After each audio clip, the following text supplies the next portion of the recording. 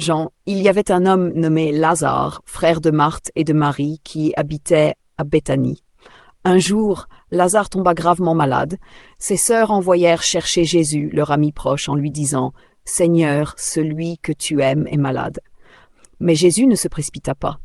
Il resta encore 2 jours là où il était, disant « Cette maladie n'est pas pour la mort, mais elle servira à la gloire de Dieu. » Quand Jésus arriva enfin à Béthanie, Lazare était déjà mort depuis 4 jours. Beaucoup pleuraient.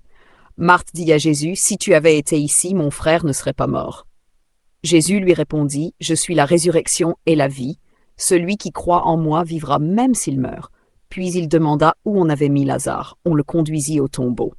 Jésus pleura. Devant la pierre, il cria d'une voix forte « Lazare, sors !» Et Lazare, le mort, sortit, les mains et les pieds liés, vivant. Beaucoup crurent en Jésus à cause de ce miracle. 1. L'amour de Dieu ne dépend pas de la rapidité de la réponse.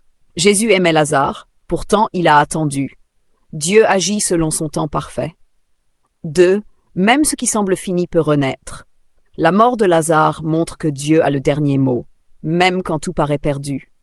La foi ouvre la voie au miracle.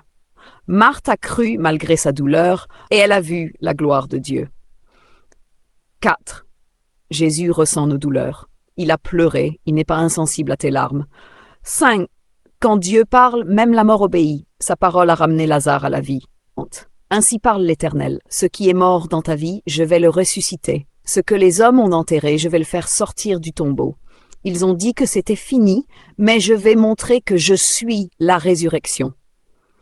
Prépare-toi, car ce qui te semblait perdu va marcher à nouveau. Ce n'est pas la fin. C'est le commencement de la gloire de Dieu dans ta vie.